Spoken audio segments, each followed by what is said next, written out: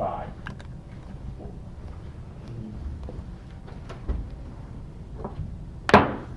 Please rise if you wish for the invocation and the pledge.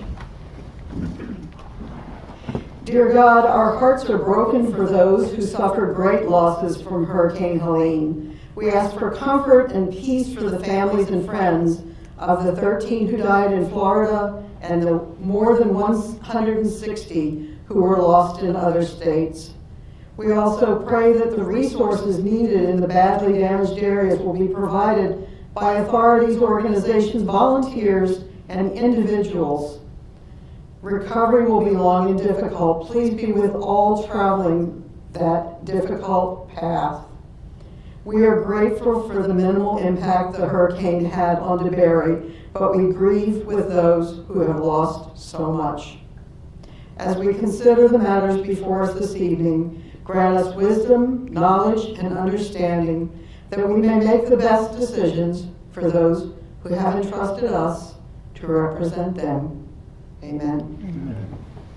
I Pledge allegiance to the flag of the United States of America and to the republic for which it stands, one nation, under God, indivisible, with liberty and justice for all. This is the regular City Council meeting for the month of October 2024. City Clerk, would you do the roll call, please? Councilmember Stowe? Here. Councilmember Papalardo? Here. Councilmember Stevenson? Here. Mayor Chazet? Here. Vice Mayor Butland? Here. Being the first meeting of the month, the regular council meeting, we have public participation on items that are not on the agenda. Every speaker has 3 minutes. Gary Roth of Hickory Springs Court, would you come to the podium, please?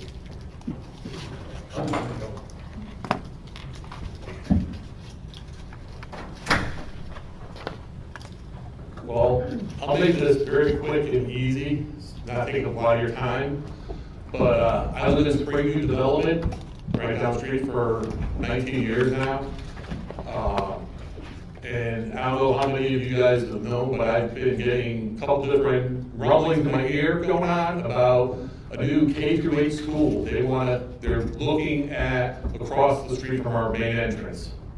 I don't know if you guys know that, but I guess Louisville County School Board. I know they have to come to you guys, give you guys about a 60-day notice, if I'm right, about where they want to go. I know originally they were looking at doing Clayton Sons property, what they purchased over there to do the school, but now they're looking at that spot because of different things that they get with the developer and the builder and some benefits. But you also, as you guys are going to have to know, is the benefits for us in Springview. When you guys approved Springview Woods some years ago, the original development plan also had a second entrance in the back for the in and out entrance for Springview Woods to help relieve traffic going through the center of our community. And then when they did it, they canceled it. Now there's only one entrance. You know, we got 277 homes, and I forget how many homes the Woods had, about 200 or 185. There's a lot of people coming in and out. That main road, Spring Vista, right at the Shell Road. And if you guys drive along Shell Road is a very skinny, narrow road. The traffic we already get there in the morning is very intense at times. If there's an accident on I-4, forget it, Shell Road is shut, done. If there's any accidents or traffic, a lot of traffic on 1792, the Shell Road is done, right? Especially that intersection, go all the way down, they go all the way down, everyone travels down to Little Sammy's, the train station over there, where they're building new, Main Street. I live in Springview, as a resident, I'm against this whole thing. I want to make sure you guys are aware of it, and I'm going to work, if it does come up, I'm going to be pushing against it because it's going to create too much traffic for our community. Even for that whole area, all the people that live on Shell Road all the way down, when there's issues going on. They're talking about 1,000 to 1,500 kids going there. That's going to be a lot of cars. There's going to be buses. I know some people are for it. Everything's pro and con alike. But I feel it's going to be much more of a hindrance for our community of this school going in there. I know the DeBary Country Club, they kind of came in after DeBary Elementary was built, they knew the school was there. We were never told the school would ever be there, ever a chance over the years. I've been here 19 years. My sister She's been here 25 years, so I've been here a while. So also now they're talking about putting schools, there's also been kind of talk about apartment buildings. I don't think many people in our community, I got a couple people here from Springview, we're kind of against having big traffic like that. We can't handle it, that street cannot handle it. You can't widen it because the houses are already there. So I just want you to know before they start coming to you, that I'm aware of it already. I'm not representing Springview HOA, but I am on the board, I'm the president of the board, and I will be pushing to get people here and going against it, just so you know. Okay, thank you very much. All right. I do believe Clayton's property. that first of all, this is a Volusia School responsibility. And so I think that one of the things I do is direct to the right kind of people for your question. I would say that your primary contact should be Volusia Schools, because this would be their process. Yeah. I think that what you're hearing has to do with something that I have heard they had, which was a solicitation for additional properties. And I think this property was perhaps tendered in that solicitation, but I'm not going to speak for Volusia County Schools. As to what other action would be required in the city, I would encourage you to circle back with the city manager at some time after the meeting, via email or by phone, and perhaps he could enlighten you as to what we may believe is the process. And there could have even been another property tendered in that public solicitation. It has to be done by statute when they do it. So I believe it was something of an open call, and that would have been one of the properties was tendered according to my understanding. But again, I don't speak for Volusia County Yes. Schools. So in this case, the city manager, would you like to say anything here? Well, just a couple items, Mayor. The property that the school board, just for the record, the school board has purchased the 48 acres, not at Clayton's, but south of Clayton's. Clayton's is the Haven, that's approved for apartment complex and commercial in the front. Right. Plus the 48 acres just adjacent south of the Clayton property. Correct. So, And anything else about how the process works when someone wants to build a school? I would suggest again that you circle back with the city manager offline here. And one more thing, just for the record, the city council has approved that 48 acre Correct. site for a school. Yes. Right. And so we have already approved that, and that's the desired location that this council has approved for the school.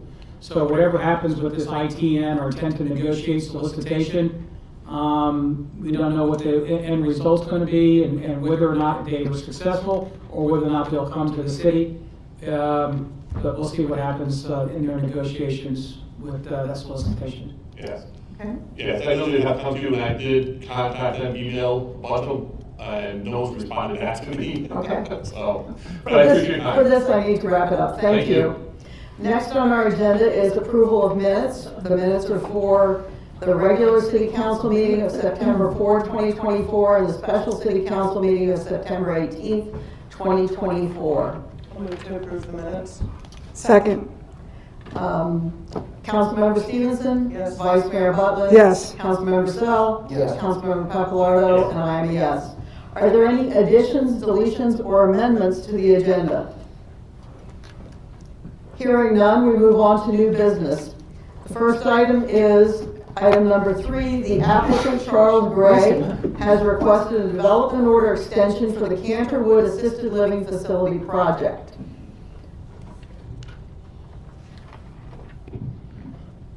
Thank you very much, Council. I'm Stephen Backward, Managing Director. I'm going over the development order extension request that we have received. The Canterwood location is located on the screen in the squares, rectangled, teal shaded property in the center of the screen. It is just north of Gerson Drive, and it is east of 1792. Just a project overview, this project has been with the city for some time, since 2018. It is located, as it stated, 1792 in Gerson Drive. It's about 7.88 acres. It's intended to be a 3-story ALF of about 120 plus thousand square feet with 120 bedrooms or rooms. And it also has a passive recreation and walking trail which will connect it to Memorial Park to the east. I'm looking at the site layout. Every council member has seen this, I believe last time was about a year ago. as well as the ALF and center of the compound with associated parking and other infrastructure type activities. This is what the building is proposed to look like, the different elevations. Again, timeline. This is one of these projects that kind of got caught up in the COVID-19 vortex and the post supply chain discipline problems we had. And so it has been approved for extension several times. Please note that prior to our adoption of the new LEC, we could only extend the development order by 1 year at a time. Now we have the ability to extend development orders for 720 days or approximately 2 years. What happens if the development order expires? Well, the applicant can come forward plus or minus 3 months from the expiration and request to the City Council an extension for 720 days. If the Council doesn't approve it, then it would revert as a canceled development order, and then the property would revert away from the PUD type status and go to a regular commercial type zoning. We reviewed this application. We believe the applicant has submitted a very good development order request extension, and so therefore we recommend approval as it meets all applicable parts of our land development code, and we would recommend an extension of 720 days to its full extension capability. Thank you. Thank you. City Clerk, do we have any public participation? No, we do not. Councilmember Purcell, questions or comments? None. Councilmember Papalardo. Really brief, I'm really glad that we were able to change the development code to let this go for 2 years, 720 days. It takes longer than a year to do some of these major projects, so I'm very thankful for that change. And I'm interested in maintaining this development order. Yes. Councilmember Stevenson. I'd also like to maintain this. Thank you. No questions. Vice Mayor Butland. I'm with everyone else. I'd like to maintain this as it is and give the extension as requested. And I would agree that I think it's appropriate to extend it for 720 days. I do have one quick question for you, Mr. Babb. Yes, ma'am. Absent the PUD, what is the underlying zoning? It is a B9, which would be commercial office. Commercial. And it has a small portion of multifamily, a small split zone on the property. For this location, I think that we've discussed in the past that this kind of development, knowing that the landholder has rights to develop it as a business of some sort, knowing that there are broader uses for commercially zoned property than there were at the time this was put in a PUD. The amount of traffic going in and out of ALF is about the smallest footprint of additional traffic that we could have on that parcel, I believe. And because that intersection often is very congested and there are limited options for widening it, I do agree that this is a good kind of development that allows the landowner to pursue their commercial objectives, but minimizes the amount of additional traffic that would in the future be on Dirksen and 1792 at that intersection due to the development, in my opinion. So I would entertain a motion. I'd like to make a motion to approve the extension request for the Canton Road final site plan for an additional 720 days. Second. Go for it. Take it. Councilmember Papalardo? Yes. Councilmember Stevenson? Yes. Councilmember Sell? Yes. Vice Mayor Butland? Yes. And I'm a yes. The next item on our agenda is a request by the Parks and Rec Department that the council approve the annual renewal for the Gateway Center for the Arts facility use agreement. Good evening, Mayor and Council. Jason Scheitz here, your Parks and Recreation Director. As you said, Mayor, we're here to renew the facility use agreement with Gateway Center for the Arts. A few things to consider before our annual renewal here. As you guys know, we do have a positive, long-standing relationship with Gateway Center, and that has not changed. We enjoy working with them to help put on programs, events, and then manage their facilities so they can do what they need to do.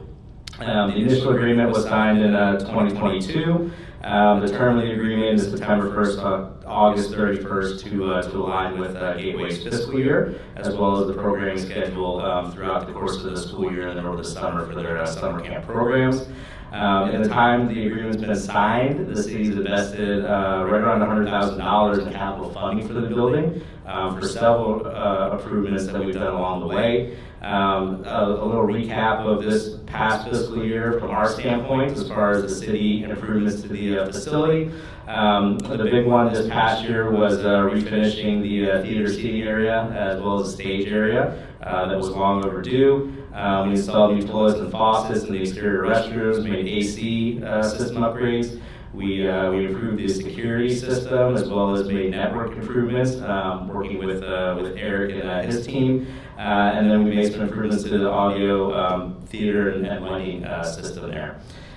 So this past year, the Gateway Center for the Arts utilized the facility 876 times, serving over 17,000 patrons. And the city was able to use the facility an additional 74 times for things like classes, elections, events, meetings, rentals, and things of that nature, which we do have the ability to do as availability permits when Gateway Center is not using it. So we've been able to take advantage of that as well. So all of the Gateway Center expenses with utilities and then the cleaning, maintenance costs and things like that are approved in the fiscal year budget. So we're gonna recommend the renewal. Before we do that, I'd like to call up Terry Ho. She's the executive director over for Gateway Center for the Arts, and she's going to give you a little recap of their past year, and then turn it over to you all for any questions and comments. Thank you. Good evening, everyone. Terry Ho, Core 16, Southern Berry. Great to see all of you. I do want to review if you guys have the sheets. Do you have sheets? It's on the I can just attached. read it. Just go ahead. Oh, okay. Go ahead. So I just wanted to go over, and like Jason was saying, it's kind of my favorite form to do is the first one. We did utilize the building 876 times, serving over 17,000 patrons and community members. We had 7 gallery exhibits for 345 days, 7 classes for 152 days, 11 art and theater camps for 70 days, 18 concerts and events, 64 days plus 243 nights of rehearsals. That's why when the doors were going or anything else, that's why. So we are very proud of that number. Gateway also received a 96% from the county. That is our highest mark we've ever gotten on our grants, so we are also very proud of that. They do love the fact that we are a multi-purpose facility, which is what it was meant for, so it's all working beautifully. The next sheet is our cash flow. So moving on to the fun part, switching from creative to my financial little hat. We are excited to present our second annual income and expense report in partnership with the city.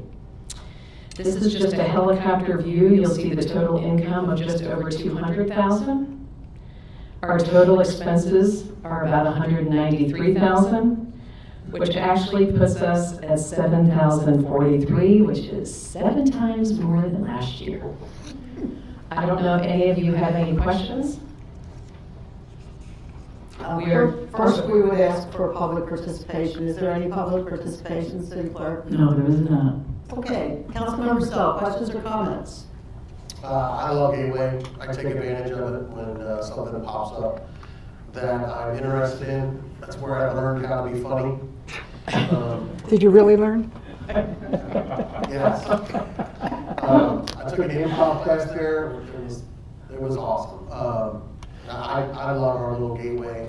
I think it's like the cornerstone of the Berry. I think there's something there for everybody. So, thank you.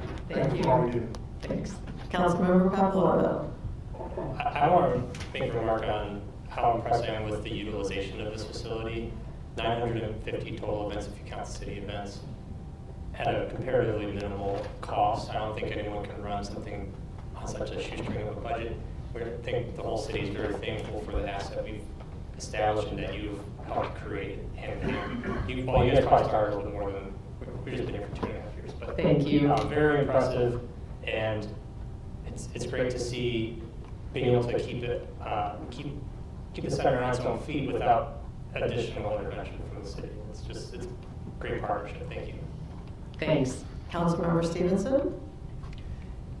Thank you. Appreciate you guys giving us all the numbers, and I'm assuming that these are all increases not only in the end of the year cash flow, but also in the number of camps and classes and the participation, and that's just great to see. That means that this is really working and it's benefiting our community. Thank you. Thank you. Vice Mayor Butler? Thank you, Mayor. I too want to reiterate what everyone else has said, but I know with all the new families coming in, I know that realtors are saying they're asking for these things, arts, and so I'm glad that we still have this available to them. Hopefully we can continue going forward, but I'm glad that you guys are still doing these programs. I think it's great. I've been a champion of the Gateway since I moved here, so 15 years ago. So thank you. And I would like to say, I think this has been a very successful year for Gateway, certainly a stark contrast to perhaps 4 or 5 years ago when things were a struggle. And for those members of the community that are here or who are watching online, I would say that this partnership allows DeBary to have a rich arts and theater offering in our city, with the funds for most of the programs being raised by Gateway Center for the Arts, which then runs the programs in a city-owned facility. And as Parks and Rec Director mentioned, the amount of city investment year to year in the maintenance and running of the facility is minimal in terms of what we get for programming and also the city's availability to use this many times, 90 sometimes, I believe Jason said, for other kinds of events. So I am supportive of it, and I congratulate you and the board for reestablishing such a sound footing for the programs and services that we cherish at Gateway. Thank you so much. I do have a co-chair that would like to just come up and say a few words. Okay.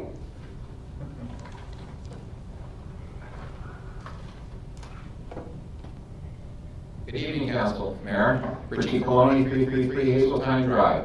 As co-chairman of the board, I simply want to extend our gratitude and appreciation for all of your support, and also the city manager. Truly, without the support of the city, we would not succeed. It would be almost impossible. I'd also like to extend thanks to the Parks and Rec Department. Jason has been extremely professional and wonderful to work with. Tom, Delaney, and even at times when we have technical difficulties, which is about every 22, 23 minutes, we have to call in Eric, and Eric comes and helps us out. It's a building that is an asset to the city.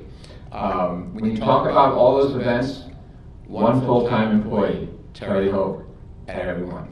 Thank you again for your continued support. Look forward to working with you next year. Thank you. Okay, if there's no further discussion, I would entertain a motion. Make a motion to approve the renewal of the facility use agreement with Gateway Center for the Arts, Inc. Second. Vice Mayor Butler? Yes. Councilmember Stevenson? Yes. Councilmember Papalardo? Yes. Councilmember Sell? Yes. And I am a yes. Item 5 on our agenda is a staff request to approve Allen and Company Land Surveying for an additional service proposal to the Benson Junction Road Reconstruction Design and Permitting Contract in the amount of $27,000.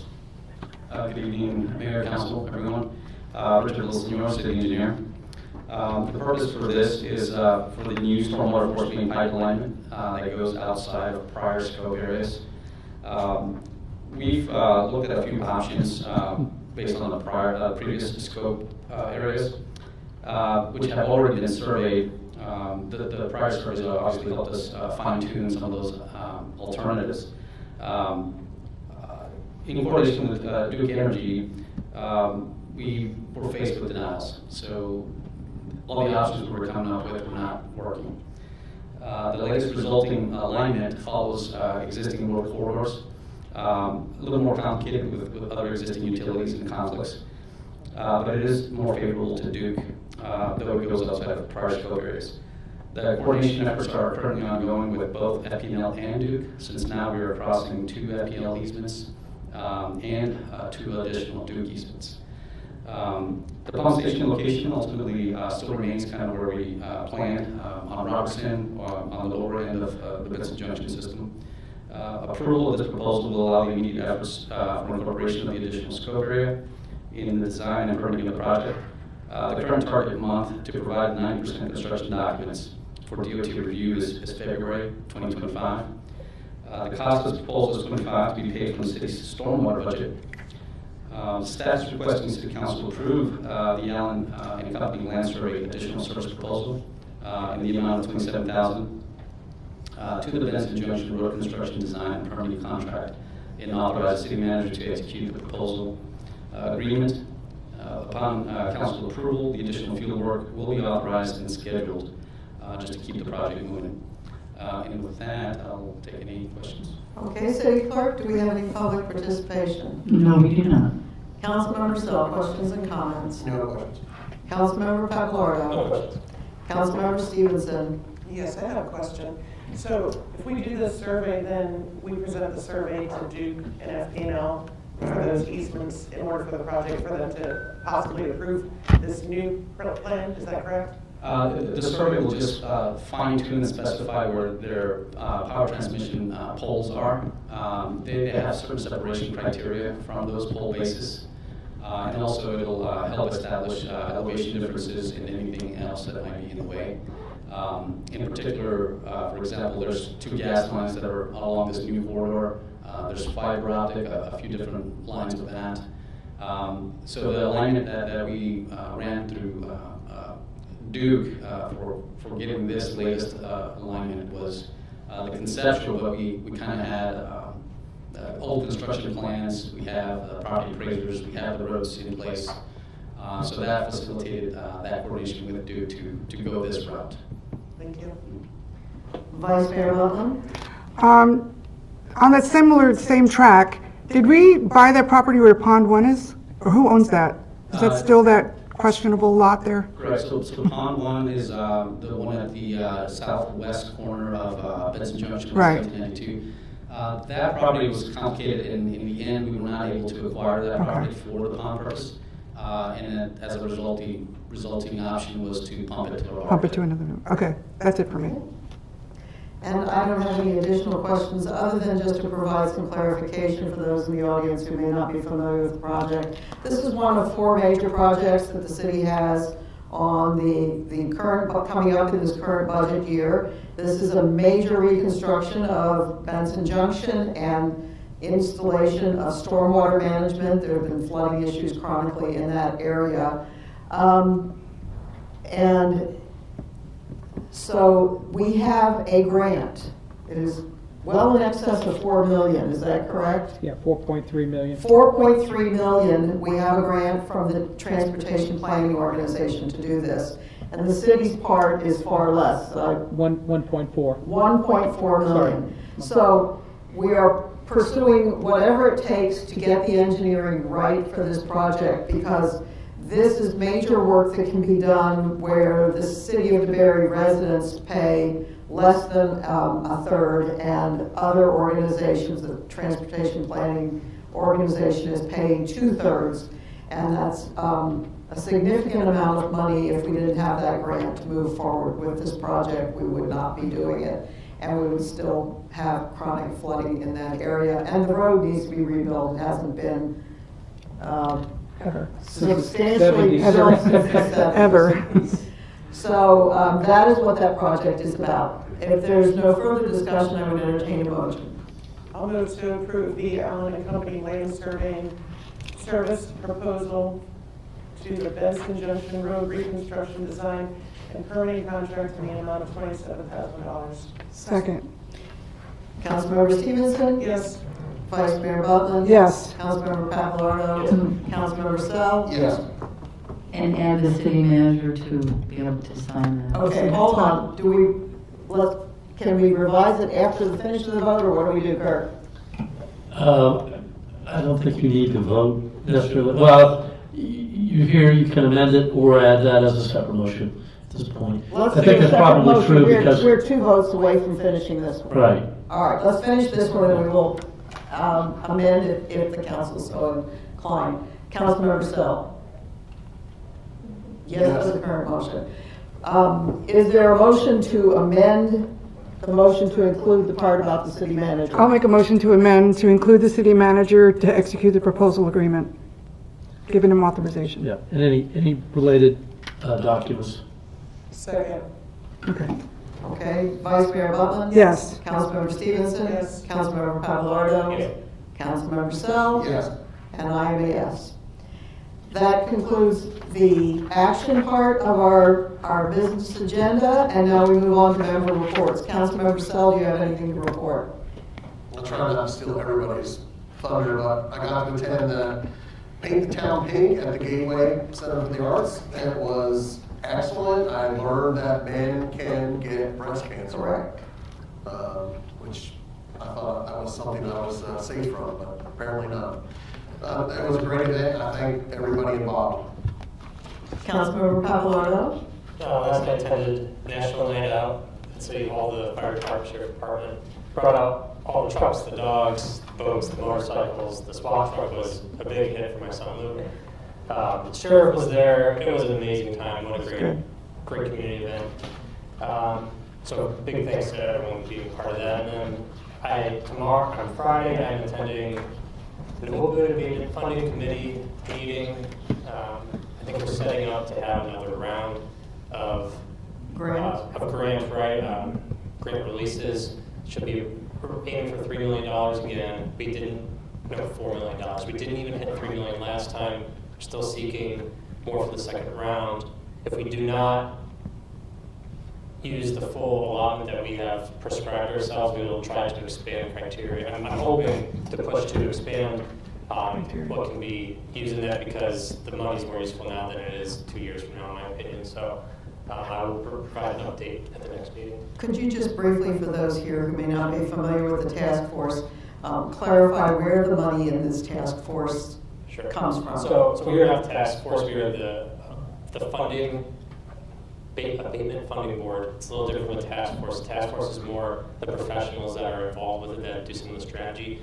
The funding oversight committee, we are deciding who is earning the grants when they come in. We're setting rules who can earn the grants. The monies are coming from lawsuits from the opioid manufacturers and distributors that are partially federal and partially state settlements. I think we have over $10 million. I don't have the numbers on the top of my head, but there's several tens of millions of dollars that we'll be earning over the course of about 17 years. I'll bring a little bit better of an update next time. And this is Volusia's share. This is Volusia's share, correct. So it's a way to apportion it to nonprofits, municipalities, and not right now, for-profits cannot earn it yet. It's something I'm a little contentious. So thank you. Councilmember Stevenson. Thank you. I also had a great time at the Gateway event, painting the town pink. That was wonderful. And National Night Out, glad we were able to restart that. Thank you to Volusia Sheriffs for bringing out all their equipment. I loved the CSI van. I think that was my favorite, that the mobile unit. This huge RV that they use for security at major events and things like that. So if we ever have a really, really big event down here in DeBary, we get to see those things again. Thank you. Vice Mayor Butler. Thank you, Mayor. I went out to the Wig Out Gala, which raised a lot of money, gave actual checks to residents that need it and supported. So that was a really great event. We all looked wonderful in our outfits and wigs, and she'll go into more detail if she wants. I did a ribbon cutting last night just before the National Night Out for the DeLand and Greater West Volusia Chamber. They have a new office. They've gotten a facility in DeLand for free for 3 years. And it's an absolute beautiful facility. So if you're ever that way, it's right on Amelia. It's a wonderful spot.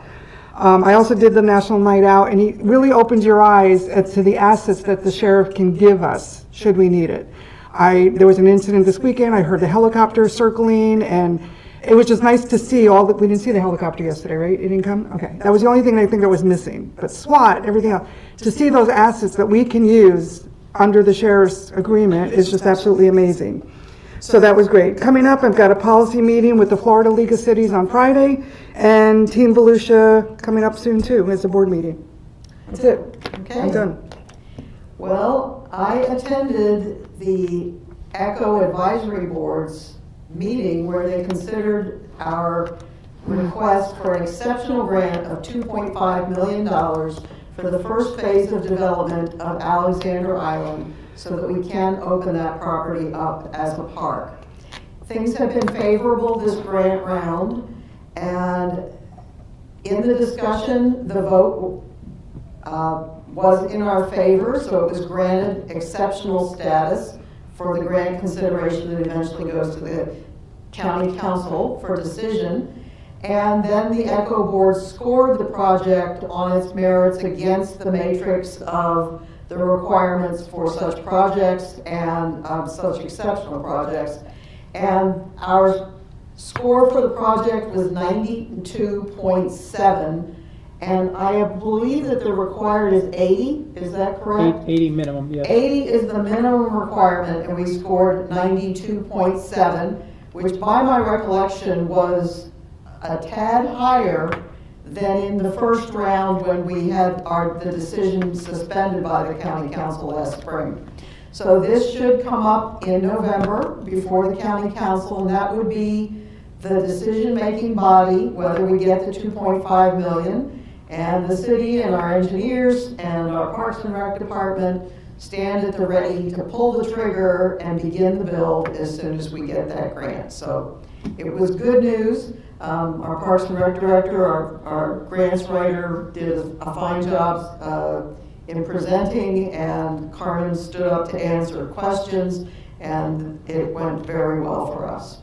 I also did go to Wig Out for Cancer. We did have a good bit of fun. Not very often we dress up in costumes. You won't see me in one very often, but we do it to raise money for cancer.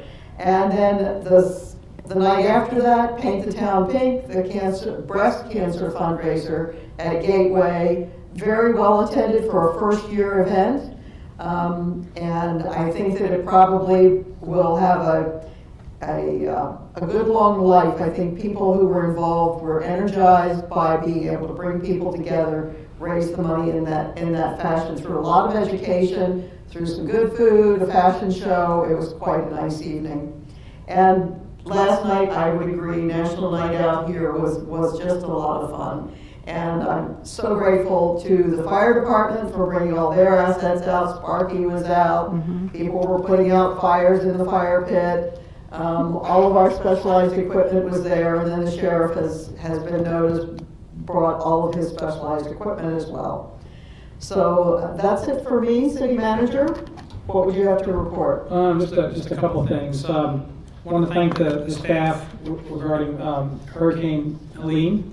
The preparation was outstanding. We created a lot of capacity. Even though we only got water capacity, even though we only got a couple inches of rain, the winds did play a little havoc on some of the trees. We lost about 5 or 6 major trees, one on a house. But other than that, very minimal damage, and there will be no debris pickup. It's going to be handled by Waste Pro during just doing normal pickups.